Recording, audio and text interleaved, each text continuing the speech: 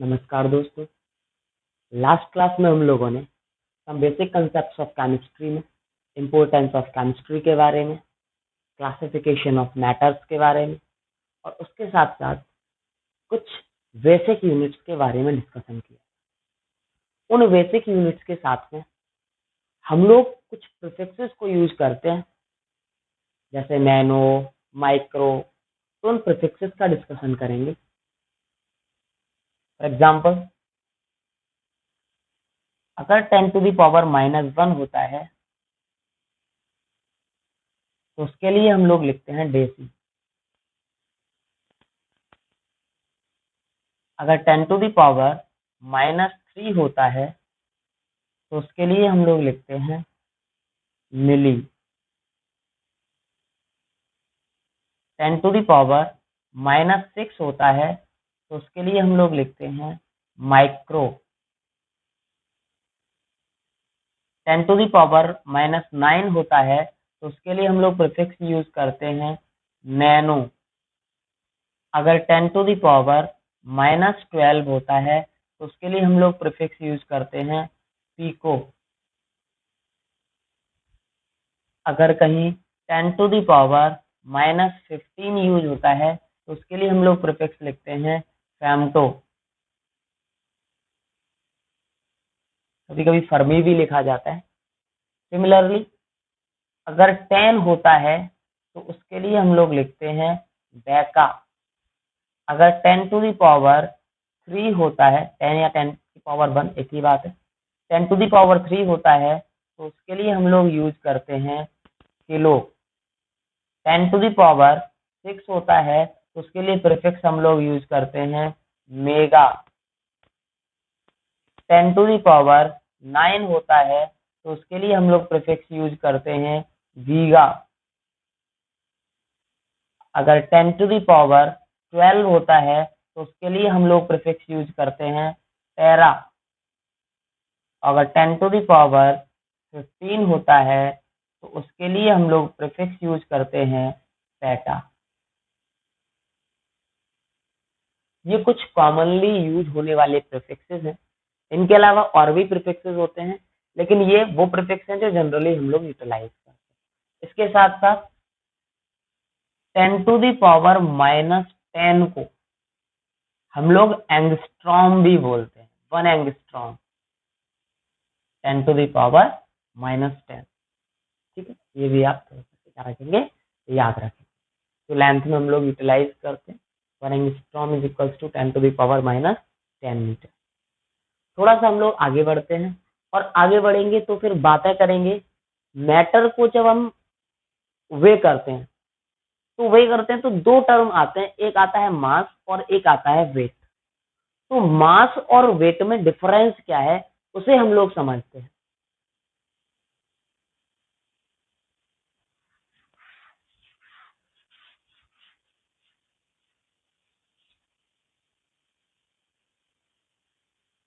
सबसे पहले बात आती है मास की,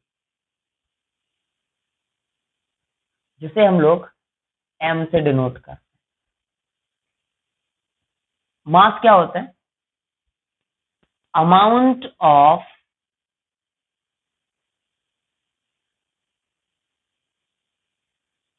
matter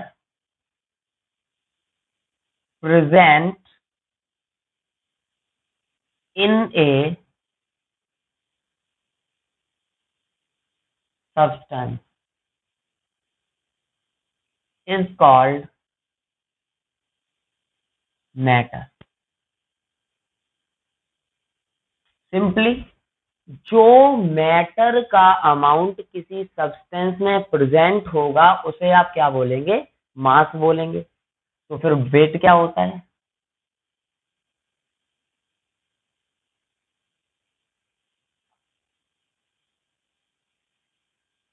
the force of gravity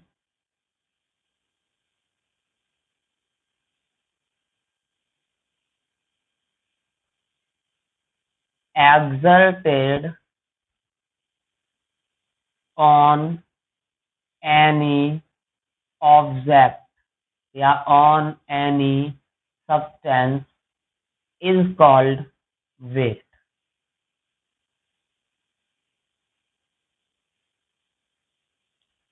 मास क्या था? Amount of matter present in a substance, उसको आपने क्या बोला है? मास बोला है। जबकि वेट किसे बोला है? जो फोर्स ऑफ ग्रेविटी उस ऑब्जेक्ट पर एक्सर्ट हो रहा है। दोनों के बीच में रिलेशन को देखते हैं। W is equals to M into G. W weight को डिनोट करता है, M मास को डिनोट करता है, G acceleration due to gravity को डिनोट करता है। अगर मास की यूनिट की बात करें तो जो SI यूनिट होती है मास की, SI यूनिट ऑफ मास, वो होती है किलोग्राम। लेकिन जब भी हम लोग केमिकल सब्सटेंस की बात करते हैं तो जनरली केमिकल सब्सटेंस को स्मॉलर क्वांटिटीज में लिया जाता है, स्मॉलर अमाउंट्स में लिया जाता है, और इसीलिए हम लोग किलोग्राम की जगह जो यूज करते हैं वो इसकी एक स्मॉलर यूनिट यूज करते हैं, दैट इज ग्राम।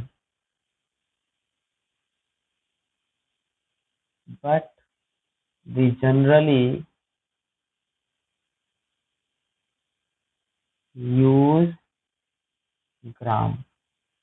क्यों? क्योंकि केमिकल सब्सटेंस को जनरली क्या करते हैं? स्मॉल अमाउंट में लेते हैं, इसीलिए किलोग्राम की जगह किसको यूज करेंगे? ग्राम को यूज। इसी तरीके से वॉल्यूम की यूनिट की भी बात करते हैं।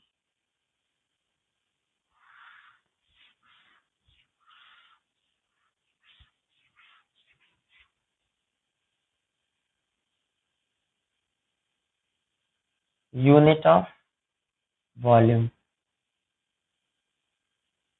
और कौन सी यूनिट? SI unit. देखिए जैसे ही यूनिट ऑफ वॉल्यूम की बात आती है तो हमारे मन में सीधी सी एक बात आती है, क्या क्या होती है? लीटर। लेकिन जैसे ही एसआई यूनिट पूछा जाए तो लीटर तो एसआई यूनिट में था ही नहीं। सेवन बेस क्वांटिटी जो पड़ी थी उनमें लीटर तो था ही नहीं, वॉल्यूम तो था ही नहीं। तो फिर यहाँ पर एसआई यूनिट क्या होगी? वो होती है लेंथ क्यूब। लेंथ की मीटर, इसीलिए एसआई यूनिट क्या हो जाएगी? Cubic metre. एक रिलेशन देखते हैं। 1 metre is equals to 1 litre is equals to 1000 ml होता है। 1000 ml is equals to 1000 centimetre cube होता है, क्यूबिक सेंटीमीटर होता है, is equals to the 1 decimetre cube होता है। जनरली यहाँ पर जो यूनिट यूज करते हैं वो ml सेंटीमीटर क्यूब या डेसीमीटर क्यूब करते हैं। लीटर और मीटर क्यूब में फिर क्या रिलेशन है? तो 1 metre cube is equals to 1000 litre के बराबर हो। ये कुछ कन्वर्जन यूनिट्स हैं, लीटर को मीटर क्यूब में या मीटर क्यूब से लीटर में, लीटर को ml में या सेंटीमीटर क्यूब में या डेसीमीटर क्यूब में जब भी कन्वर्ट करना होगा आप इन कन्वर्जन यूनिट्स की हेल्प ले सकते हैं। हम लोगों ने मास के बारे में पढ़ा, इसके बाद हमने वॉल्यूम के बारे में पढ़ा, इसी तरीके से हम लोग टेम्परेचर की बात और करेंगे।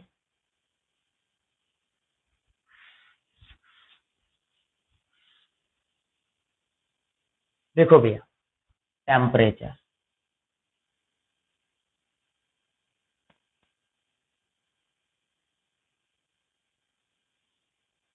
पहले तो टेम्परेचर होता क्या है?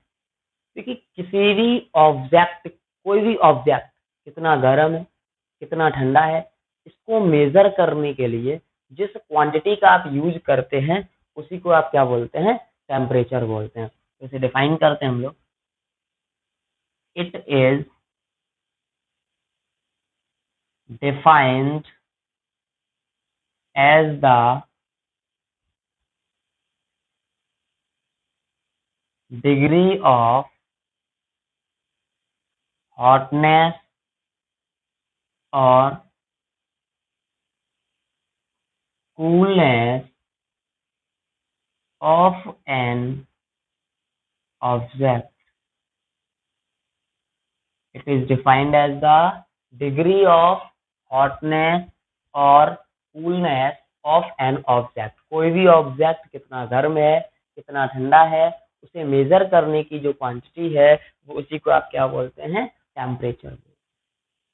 टेम्परेचर को पढ़ने के लिए हम लोग 3 स्केल्स को यहाँ डिस्कस करते हैं, जिनमें सेल्सियस स्केल है, फ़ारेनहाइट स्केल है और आपका केल्विन स्केल है। तो तीनों स्केल्स को हम लोग यहाँ देखेंगे। टेम्परेचर स्केल, टेम्परेचर स्केल्स में मैंने बोला था अभी सबसे पहले हम लोग स्केल को लेते हैं एक तरफ, उसका फ्रीजिंग पॉइंट लेते हैं,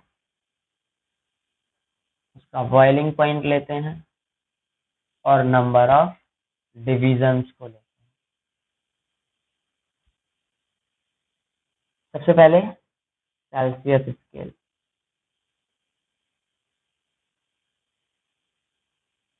डिग्री से डिनोट करते हैं। दूसरा फ़ारेनहाइट स्केल, फ़ारेनहाइट स्केल जिसे डिग्री एफ से डिनोट करते हैं। सिमिलरली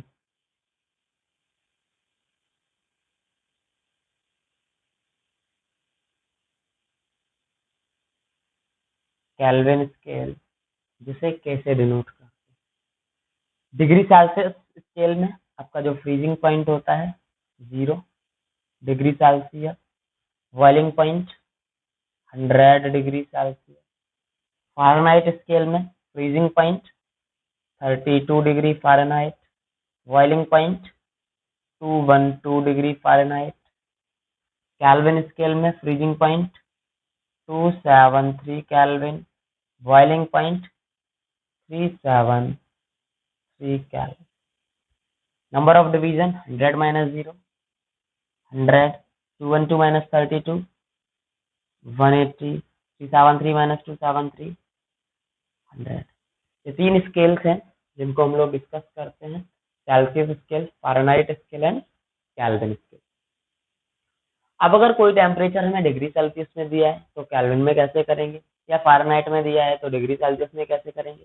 मतलब इन तीनों के तीनों टेम्परेचर को एक से दूसरे फॉर्म में या एक यूनिट से दूसरी यूनिट में इंटर कन्वर्ट कैसे करते हैं उसे देखते हैं। तो इंटर कन्वर्जन ऑफ टेम्परेचर।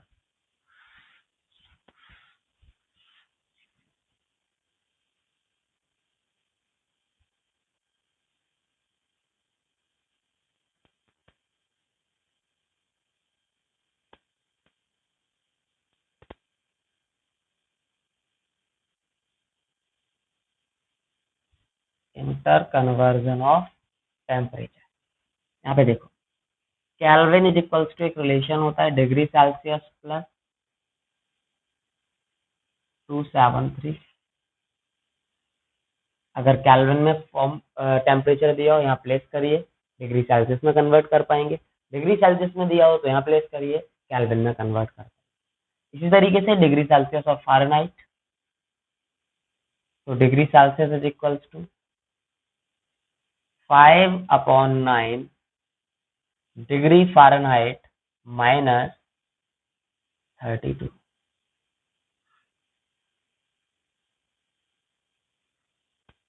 ये रिलेशन होता है डिग्री सेल्सियस और डिग्री फ़ारेनहाइट। इन फॉर्मूलों को अप्लाई करके आप चीज़ों को सॉल्व कर सकते हैं। जनरली हमारा जो टेम्परेचर होता है उसे केल्विन में या डिग्री सेल्सियस में ज़्यादातर यूज करते हैं। एक बड़ी इंपॉर्टेंट बात है यहाँ पे कि जो टेम्परेचर है, जो रीडिंग है टेम्परेचर की, वो 0 से नीचे मतलब नेगेटिव किसमें हो सकती है, डिग्री सेल्सियस स्केल में तो हो सकती है, लेकिन कभी भी केल्विन स्केल में नेगेटिव टेम्परेचर पॉसिबल नहीं होता।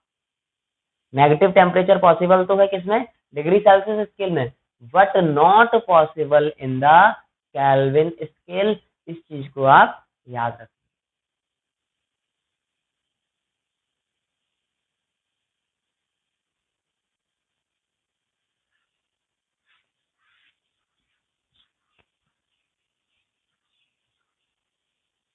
यहाँ पे कुछ बेसिक टर्म्स हैं जो आगे हम अपनी कैलकुलेशंस में यूज करेंगे। जैसे सबसे पहले जिसमें scientific notation.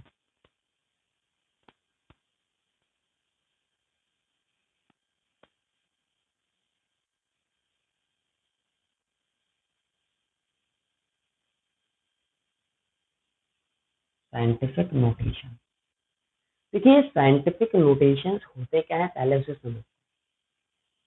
For example large value है कोई, फॉर एग्जांपल 2 3 5 0 0 0 0 0 0 0 या कोई बहुत स्मॉल वैल्यू। अब इतनी बड़ी वैल्यू को जब आप नोटबुक में मेंशन करते हैं या कहीं मेंशन करते हैं तो बड़ी परेशानी होती है।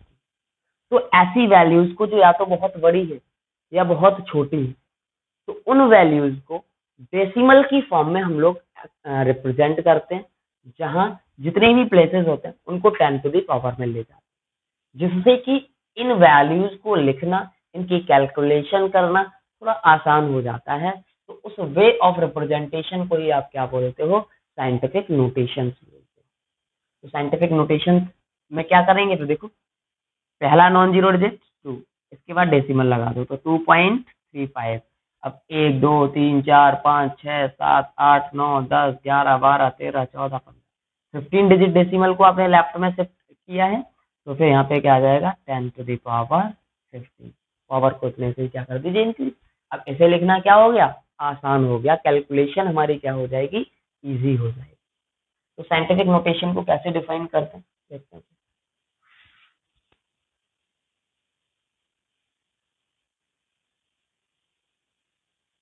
It is the method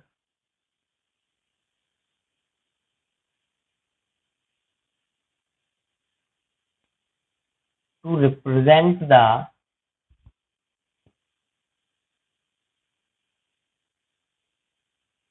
numerical values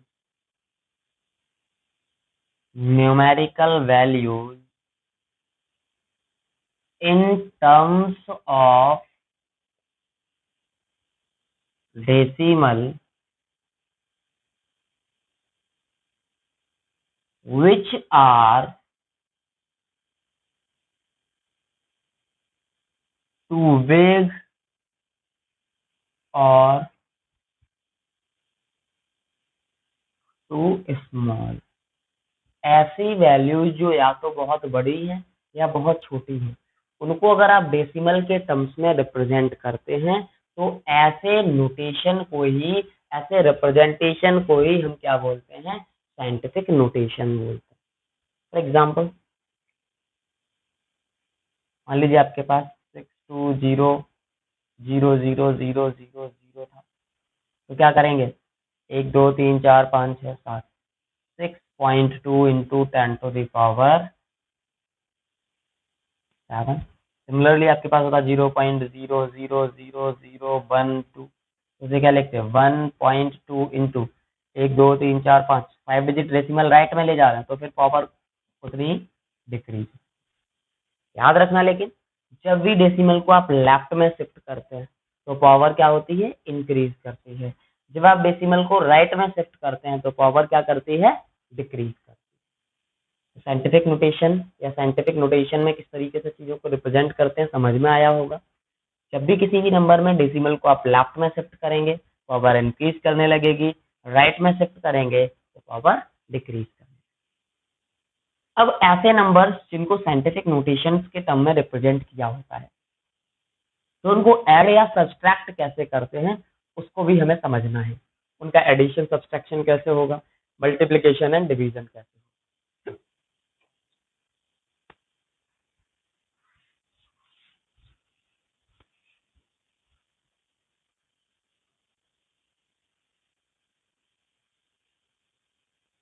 addition end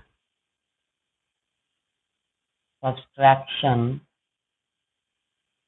of scientific notation. तो एडिशन के जो रूल फॉलो होते हैं वही सब्सट्रैक्शन के भी होते हैं। एक एग्जांपल की हेल्प से हम लोग समझते हैं। मान लीजिए एक नंबर है हमारे पास 50.5 2 into 10 to the power 3 plus 2.5 into 10 to the power। Suppose इन्हें हमें क्या करना है, ऐड करना। देखिए जब भी कोई भी ऐसे टर्म्स होते हैं जहाँ डेसिमल होता है और साथ में पावर्स में भी कुछ टर्म होते हैं, तो पहला काम हमारा क्या होता है कि दोनों ही टर्म्स में पावर को बराबर कर लें। दोनों ही टर्म्स में पावर को क्या कर लें, बराबर कर लें। बराबर कैसे करेंगे, देखो या तो इसे 10 टू द पावर 4 में कन्वर्ट कर लो या इसे 10 टू द पावर 3 में कन्वर्ट कर लो। फॉर एग्जांपल मैंने इसे 4 में कन्वर्ट किया तो डेसिमल को कहाँ शिफ्ट करना पड़ेगा, one digit one position left में, तो क्या हो जाएगा 5.02 इंटू 10 टू द पावर 4 लिख सकते हैं, plus 2.5 into 10 to the power 4। अब दोनों जगह पावर सेम हो गई, और जैसे ही दोनों जगह पावर सेम हो जाए आप क्या करिए, पावर को कॉमन ले लीजिए। इसे आप फिर क्या लिख पाएंगे, 5.02 प्लस 2.5, पावर दोनों में है तो कॉमन आ गई 10 टू द पावर। अब इन्हें ऐड करिए, क्या आएगा 2 0 2 5 एंड 0 5 5 एंड 2 7, तो 7.52 इंटू 10 टू द पावर, ये आ जाएगा। तो आपने क्या करना है, चाहे एडिशन हो या सब्सट्रैक्शन, एक सिंपल सा कंसेप्ट फॉलो करना है। पहले वो जितने भी टर्म्स जो आप ऐड या सब्सट्रैक्ट कर रहे हैं उन सारे के सारे टर्म्स की पावर को सेम करिए। सेम करने के बाद उसे कॉमन लीजिए, एंड कॉमन कर लेने के बाद अपने जो भी आप प्रिंसिपल एडिशन के लिए फॉलो करते हैं उसके अकॉर्डिंग ऐड करिए, आपको आंसर कर पाएंगे ना एडिशन और सब्सट्रैक्शन को। सिमिलरली हम लोग मल्टीप्लीकेशन और डिवीजन की बात करते हैं।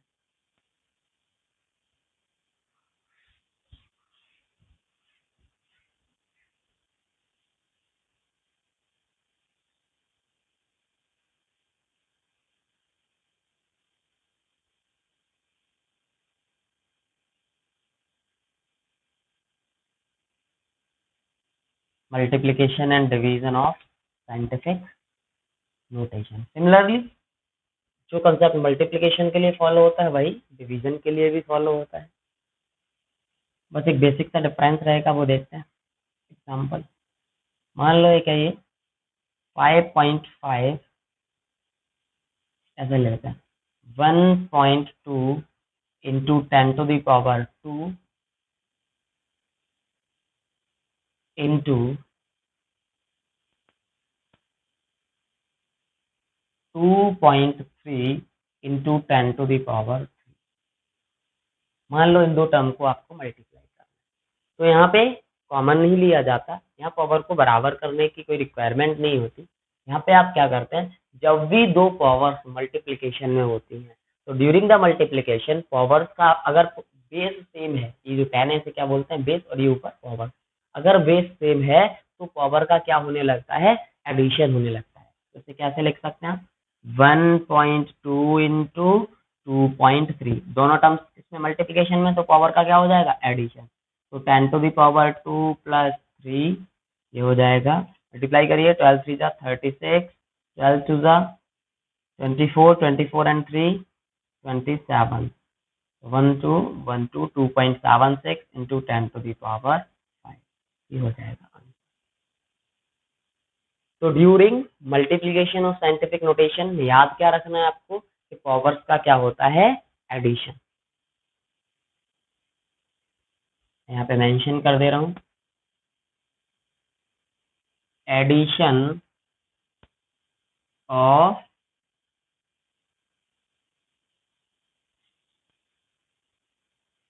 पावर। देखो इसी तरीके से एग्जांपल डिवीजन का भी लेते हैं। फॉर एग्जांपल क्या है, 5.5 upon into 10 to the power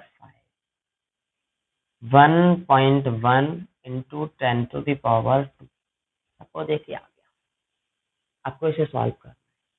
again power को सेम करने की कोई रिक्वायरमेंट्स नहीं है।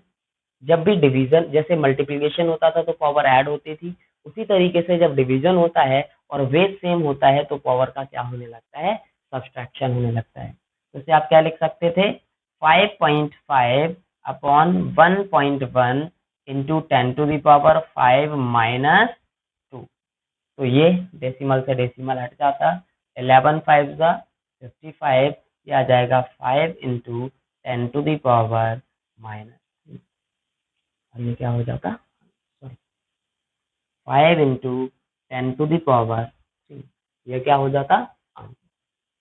तो आपको क्या करना है, जब मल्टीप्लिकेशन करना है तो पावर को ऐड करना है, जब डिवीजन करना है तो पावर को सब्सट्रैक्ट करना है। तो मैं यहाँ पे मेंशन कर दे रहा हूँ, सब्सट्रैक्शन ऑफ पावर। बहुत छोटी छोटी चीजें हैं, पहले से आप इन चीजों को पढ़ते आए हैं, लेकिन जैसे हम लोग डिस्कस कर रहे हैं some basic concept of chemistry, ऐसे कुछ छोटे छोटे कंसेप्ट को डिस्कस कर रहे हैं तो कहीं ना कहीं हमारी केमिस्ट्री की कैलकुलेशन में यूटिलाइज होने वाला। तो एडिशन सब्सट्रैक्शन में क्या करना था आपको, पहले पावर को सेम करना था, फिर कॉमन लेना था, उसके बाद अपने प्रिंसिपल्स को जो भी एडिशन सब्सट्रैक्शन है उनको लगाना था। इसी तरीके से मल्टीप्लिकेशन में पावर को क्या करते हैं, आप ऐड करते हैं, डिवीजन में पावर को सब्सट्रैक्ट करते हैं। हम लोग एक स्टेप आगे बढ़ते हैं और डिस्कस करते हैं सिग्निफिकेंट फिगर्स।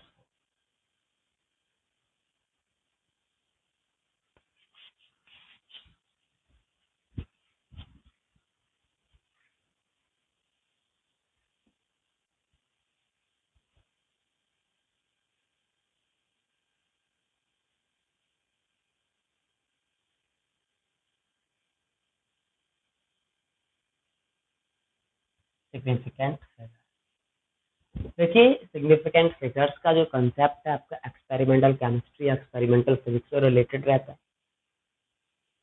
तो हम लोग समझते हैं कि कैसे सिग्निफिकेंट फिगर होता क्या है और सिग्निफिकेंट फिगर को काउंट कैसे करते हैं। तो पहले सिग्निफिकेंट फिगर की डेफिनेशन, तो the total number of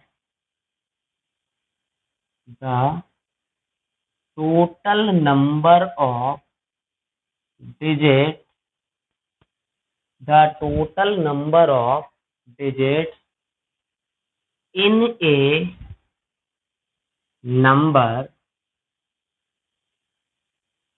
including the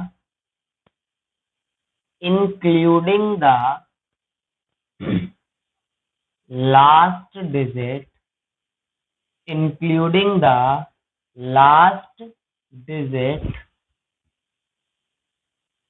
whose value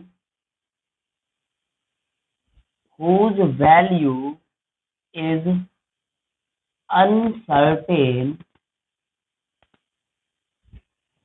is called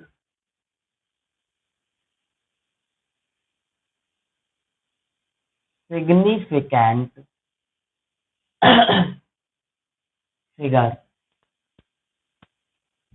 मैंने बोला है the total number of digits in a number including the last digit whose value is uncertain is called significant figure।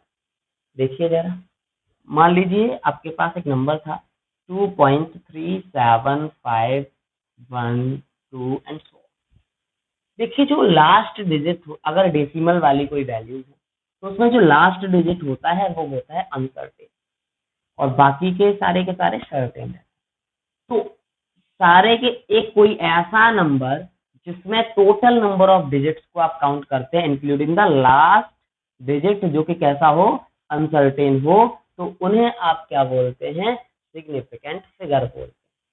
तो significant figure simply क्या है, वो किसी भी digits में या किसी भी नंबर में टोटल नंबर ऑफ डिजिट्स होते हैं, इसको इंक्लूड करके लास्ट अनसर्टेन डिजिट को इंक्लूड करके। बात आती है कि हमें कैसे पता चलेगा कि कौन सा डिजिट यहाँ सर्टेन है और कौन सा अनसर्टेन, मतलब कोई भी डेसिमल जिसमें जो लास्ट डिजिट होता है वो तो आपका कैसा होता है, अनसर्टेन होता है, बाकी के कैसे होते हैं, सर्टेन होते हैं। अब सर्टेन और अनसर्टेन की बात तो हो गई, लेकिन अब बात होती है कि सिग्निफिकेंट फिगर्स हम लोग किन किन नंबर को बोलेंगे, कौन से नंबर सिग्निफिकेंट फिगर में काउंट करे जाएंगे और कब किसी नंबर को सिग्निफिकेंट फिगर में काउंट नहीं करेंगे।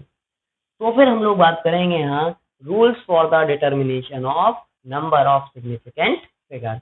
हम लोग नंबर ऑफ सिग्निफिकेंट फिगर को काउंट करना सीखेंगे।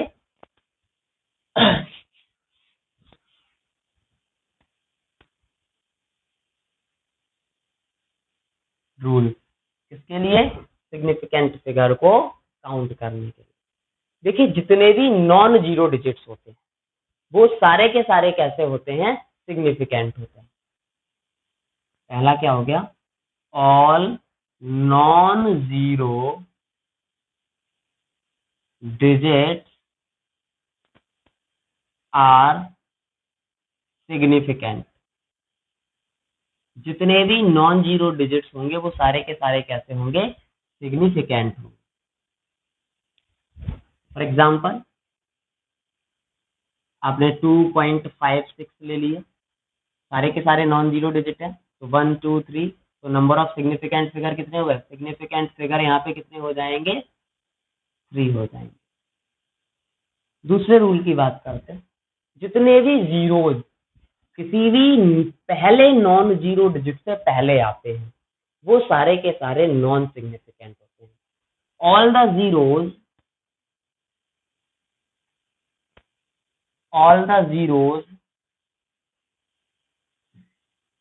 Before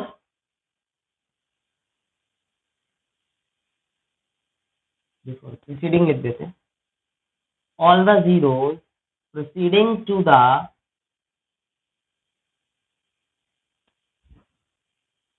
first non zero digit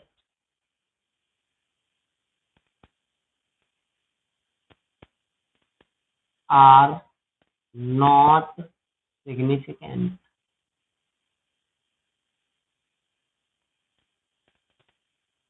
Are not significant. तो जितने भी जीरोस किसी भी पहले नॉन जीरो डिजिट से पहले होंगे वो कभी भी सिग्निफिकेंट नहीं होते। For example 0.0015। देखिए ये तो नॉन जीरो है लेकिन ये जीरो कहाँ है? पहले नॉन जीरो डिजिट से पहले, तो पहले वाले जीरो कभी भी सिग्निफिकेंट फिगर में काउंट नहीं होंगे। तो ये नहीं होगा, ये नहीं होगा, ये नहीं होगा, ये होगा, ये होगा। तो सिग्निफिकेंट फिगर कितने हो गए यहाँ पे? 2। Third rule, all the zeros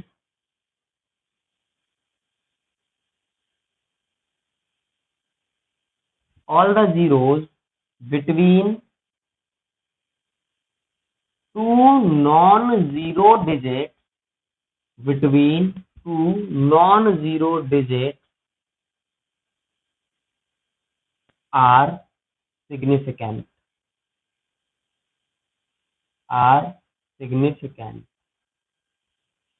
वो सारे के सारे जीरो जो दो नॉन जीरो डिजिट के बीच में होते हैं वो कैसे होते हैं? सिग्निफिकेंट होते हैं। फॉर एग्जाम्पल 2.001, तो ये सिग्निफिकेंट है, ये तो सिग्निफिकेंट है, दोनों नॉन जीरो है, लेकिन इनके बीच में ये है तो फिर ये भी कैसे होंगे? सिग्निफिकेंट होंगे। तो फिर यहाँ पे सिग्निफिकेंट फिगर कितने आ गए? 4। अब आता है एक बड़ा interest, zeros at the end of a number are significant if present after the decimal. अगर एक डेसिमल के बाद में या डेसिमल के राइट साइड में कोई भी जीरोज प्रेजेंट है तो वो सिग्निफिकेंट होते हैं। फोर्थ रूल क्या है? Zeros at the end of a number, end of a number का मतलब राइट साइड की बात कर रहे हैं, at the end of a number are significant if present at the right of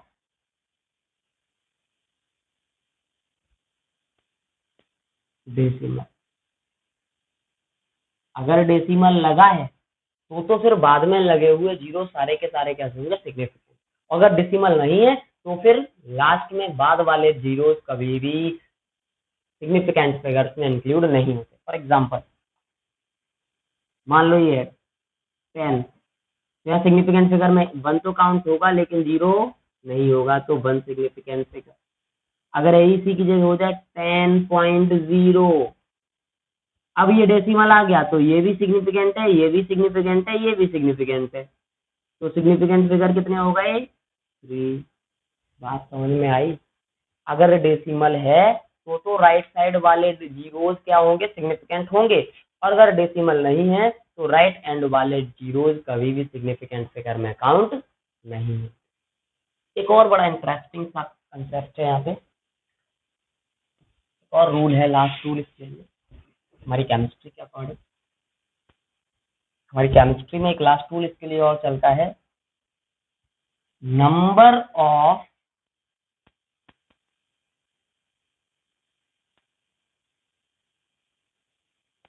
significant figures is infinite if number of objects is given।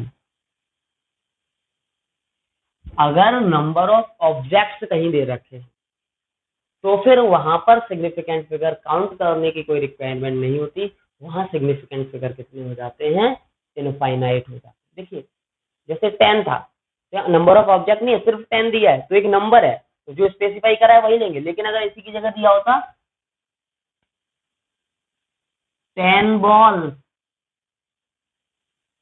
5 mangoes, 2 Apple, ऐसी situation में हम इसे 10.0 लिख सकते थे, 10.000, आप जो जैसे चाहे वैसे लिख सकते थे। इसीलिए यहाँ पर जो सिग्निफिकेंट फिगर होंगे वो कितने होंगे? इनफाइनाइट। ठीक है, मैं समझता हूँ कि आप सिग्निफिकेंट फिगर्स को काउंट करना सीख चुके हैं। हम लोग एक जो एग्जांपल करते हैं,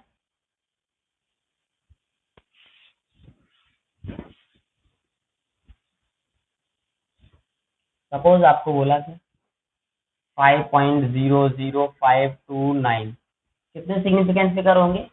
1 2 3 4 5 6, क्योंकि जीरो हो जाए बीच में है तो सिग्निफिकेंट फिगर में काउंट होंगे। अगर यही हो जाए 0.00129, अब देखो ये नहीं, ये नहीं, ये नहीं, क्योंकि ये क्या है? नॉन जीरो डिजिट से पहले। ये होगा, ये भी होगा, ये भी होगा, ये भी होगा, तो total number of significant figures कितने हो गए यहाँ पे? कर पाएंगे ना इस तरीके से? थोड़ा सा आगे बढ़ते हैं। जिस तरीके से हम लोगों ने साइंटिफिक नोटेशन के addition, subtraction, multiplication and division को देखा था, सिग्निफिकेंट फिगर्स के एडिशन, सब्सट्रैक्शन और मल्टीप्लिकेशन और डिवीजन को देखा। तो सबसे पहले है addition and subtraction of significant figure. देखिएगा, फॉर एग्जाम्पल हमने ऐड करने के लिए कुछ टर्म्स ले लिए, 2.314, 1.96, 2.1,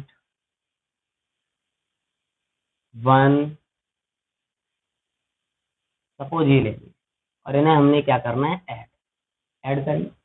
4 2 1 3 9 1 10 and 3 13 कैरी 1, तो 2 2 4 1 5 1 6, तो 6.334 आ गया। ये तो क्या आ गया? Actual term.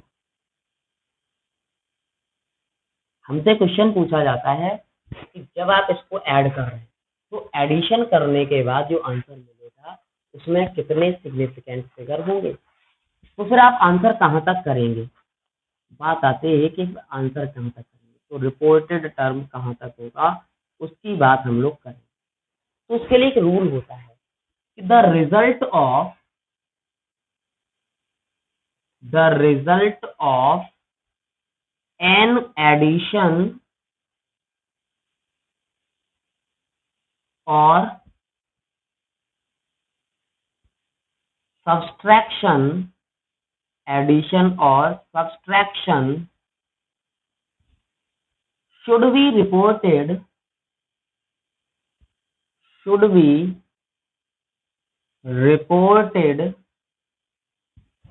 the same number of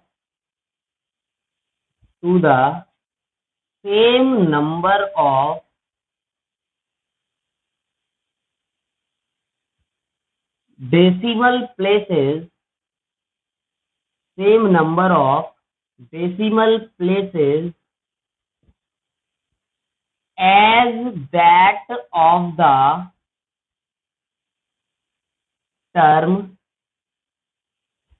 with least decimal places, as that of the term with least decimal places. समझना जरा,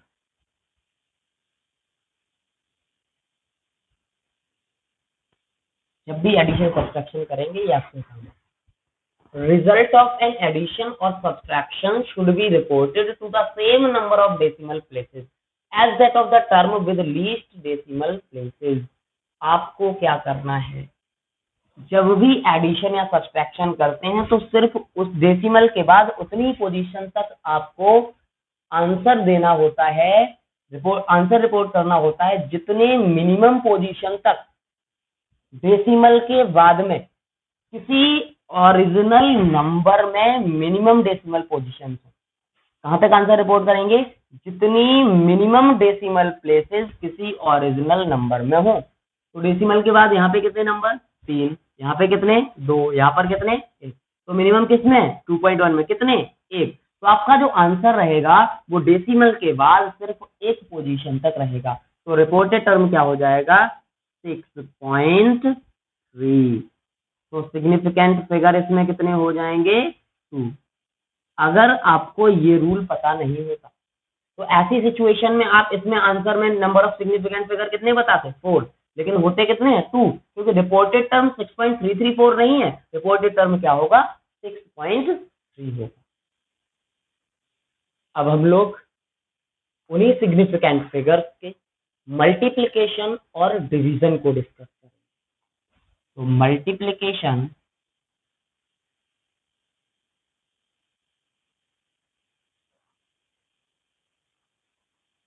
and division of significant figure.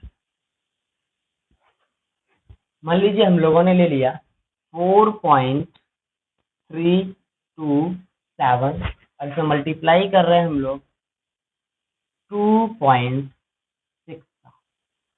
और ये मल्टीप्लाई 6 7 जा 42, 16, 19, 25, 14, 5, 6, 8, 2, 6, 4, 10, 9, 5, 14, 1, 15, 6, 5, 11, 1, 12, 8, 2, 10, 1, 11. 6 7 जा 42, carry 4, 6 2 जा 12, 4 16, 6 3 जा 18, 18 1 19, 6 4 जा 24, 1 25, 2 7 14, 2 2 जा 4 1 5, 2 3 जा 6, 2 4 जा 8, 2 6 4 10, 9 5 4 14, 1 15, 5 6 5 11, 1 12, 8 2 10, 1 11. ठीक, ये आ गया 1 2 3 4 1 2 3 4 11.25. ये कैसा टर्म है, actual term. Again number of significant figures हमसे पूछे जाएंगे. तो रिपोर्टेड टर्म क्या होगा, रिपोर्टेड टर्म क्या होगा, तो आप क्या बोलोगे सर, आप क्या करते थे डेसिमल के बाद देखते थे मिनिमम कहाँ पे, तो इसमें कितने 1, तो यहाँ पर भी हम डेसिमल के बाद 1 तक प्रिस्क्राइब करते थे 11.2 हो जाएगा. लेकिन नहीं, एडिशन सब्सट्रैक्शन के लिए रूल अलग होता है, मल्टीप्लिकेशन और डिवीजन के लिए रूल अलग होता है. एडिशन और सब्सट्रैक्शन में आप डेसिमल के बाद मिनिमम पोजीशन देखते थे, जबकि यहाँ पर total number of minimum significant figure को देखते हैं। तो आप क्या बोलते हैं, the result of multiplication and division of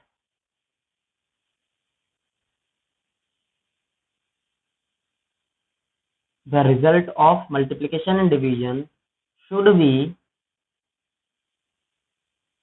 reported to the should be reported to the reported to the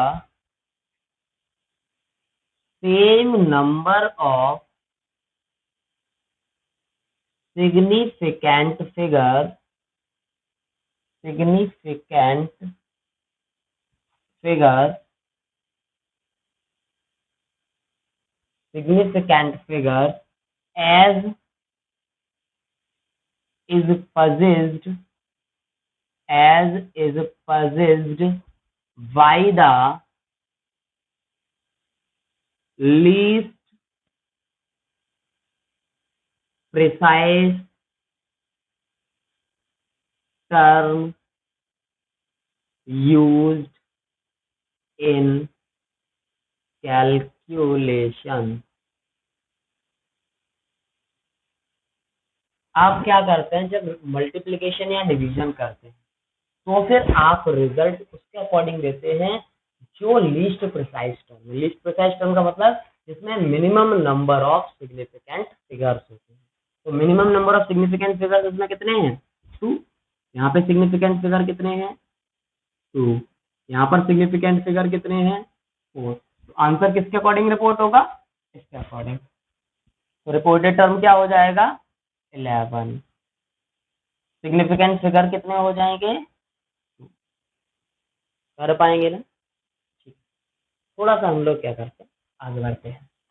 अगर थोड़ा सा आगे बढ़े तो एक बेसिक कंसेप्ट यहाँ पर और है कि किन्हीं भी नंबर्स को आप राउंड ऑफ कैसे करते हैं, how to round off the number, तो उसको और डिस्कस करते हैं।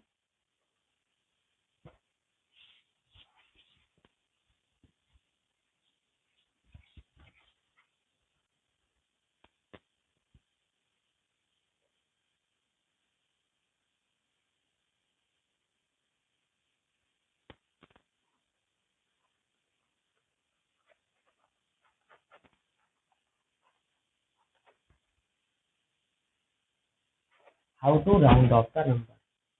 देखिए, नंबर्स को राउंड ऑफ करना बड़ा आसान सा कंसेप्ट है। हमें लास्ट डिजिट को और प्रीसीडिंग डिजिट को देखना रहता है। इनके रूल्स देखते हैं। पहला, if last digit is greater than 5, अगर लास्ट डिजिट 5 से बड़ा हो, देन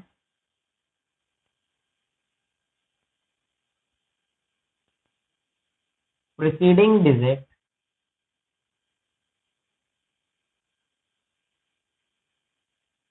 increases by 1 unit। तब preceding digit को आप क्या करते हैं, 1 यूनिट से इंक्रीज कर देते हैं। फॉर एग्जाम्पल, एक डिजिट था आपका 2.457, ये कौन है, 7 आपका लास्ट डिजिट है। ये लास्ट डिजिट है, कैसा है, 5 से बड़ा है। ये कौन है, उससे पहले वाला डिजिट। अगर लास्ट डिजिट ग्रेटर देन 5 है तो प्रीसीडिंग ये कौन है, इस बार समझ लेते हैं। Preceding digit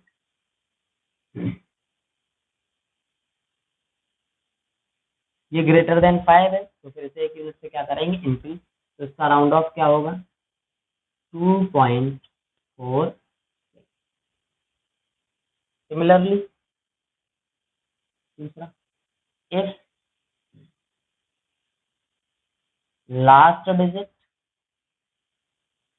is smaller than 5, then then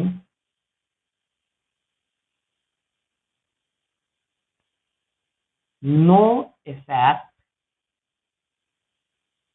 eight preceding digit, then no effect at preceding digit,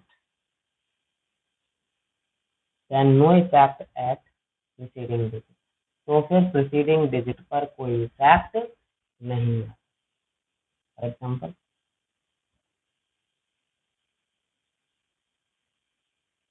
अगर यही होता 3.243, ये क्या लास्ट डिजिट लेस देन 5 है, तो फिर इसमें कोई चेंज नहीं आएगा. राउंड ऑफ क्या हो जाएगा 3.24. लेकिन परेशानी आती है तब जब लास्ट डिजिट 5 हो, तब आप इंक्रीज करेंगे या कांस्टेंट रखेंगे, तो उसको भी समझते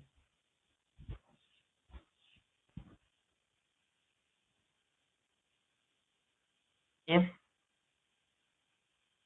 last digit is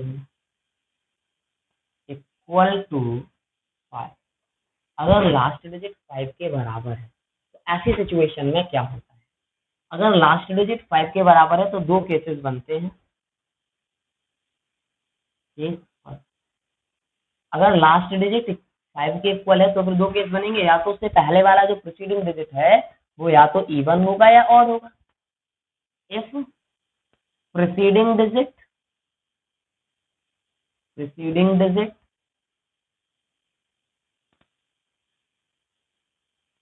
is odd, अगर प्रीसीडिंग डिजिट ऑड है then increase the preceding digit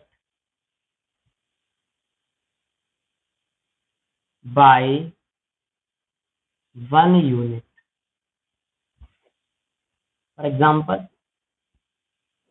ये हो जाए 5.635.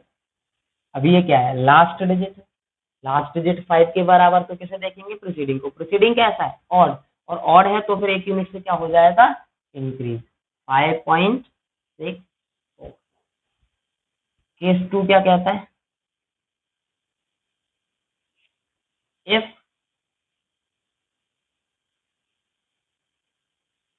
preceding digit is even, अगर preceding digit even हुआ then no change in preceding digit,